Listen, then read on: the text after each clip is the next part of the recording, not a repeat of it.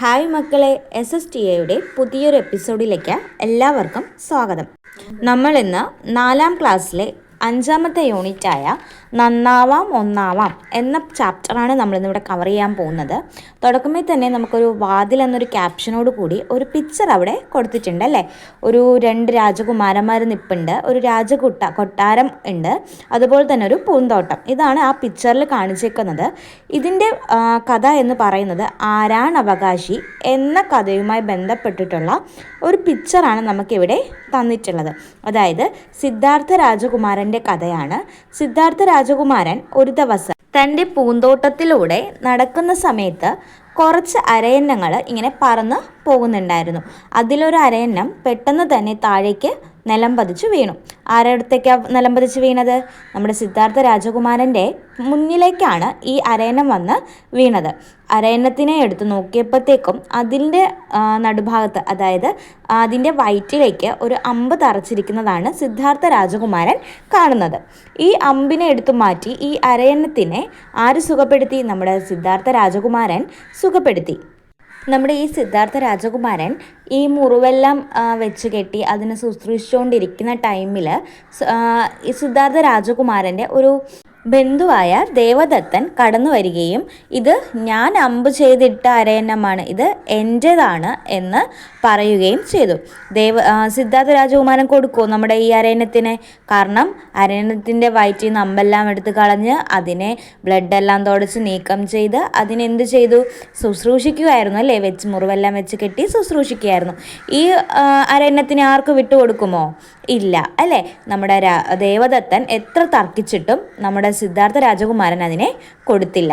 അവസാനം എന്താ ചെയ്തത്? മുറിവെല്ലാം ഉണക്കി ഈ അരയന്നത്തിനെ ശുശ്രൂഷ ചെയ്ത് അതിനെ രക്ഷപ്പെടുത്തി അതിനെ സ്വതന്ത്രനാക്കാൻ വേണ്ടിയിട്ട് അനുവദിക്കുകയാണ് നമ്മുടെ സിദ്ധാർത്ഥ രാജകുമാരൻ ചെയ്തത്. അപ്പോൾ ഈ ഇതിലുള്ള കഥ എന്താണെന്നുള്ളത് ഇപ്പോൾ മക്കൾക്ക് എല്ലാവർക്കും മനസ്സിലായിട്ടുണ്ടാവൂലേ. നമുക്കിനി ഇവിടെ സമഭാവന എന്ന കവിതയിൽ നിന്നും സഹോദരൻ അയ്യപ്പൻ എഴുതിയ കുറച്ച് ലൈൻസ് ഇവിടെ കൊടുത്തിട്ടുണ്ട്. ആ ലൈൻസ് നമുക്കൊന്ന് നോക്കാം.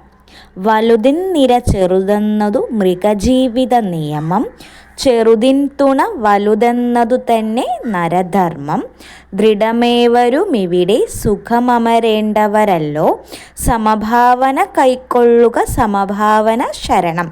ഇവിടെ എന്താ പറയുന്നത്? വലുതിൻ നിര ചെറുതെന്നതു മൃഗജീവിത നിയമം. വലുത് ചെറുതിനെ കഴിക്കാം അല്ലേ. വലിയ ജീവികൾ ചെറിയ ജീവികളെ കഴിക്കും എന്നുള്ളത് മൃഗജീവിത നിയമം, മൃഗങ്ങളുടെ ഇടയിലുള്ള നിയമമാണ്. അതേസമയം ചെറുതിൻ തുണ വലുതെന്നതു തന്നെ നരധർമ്മം. മനുഷ്യരിലാവുമ്പോഴത്തേക്ക് എങ്ങനെയാണ് പറയുന്നത്? ചെറുതായാലും വലുതായാലും ആർക്ക് തുണയാവേണ്ടവരാണ്? വലുതാണെങ്കിലും ചെറുതാണെങ്കിലും സമഭാവനയുള്ളവർ അല്ലേ. അതായത് സമപ്രായത്തിലുള്ളവരായിരുന്നാൽ പോലും തുണയാവേണ്ടവരാണ് എന്നാണ് നരധർമ്മം എന്നാണ് ഇവിടെ പറയുന്നത്.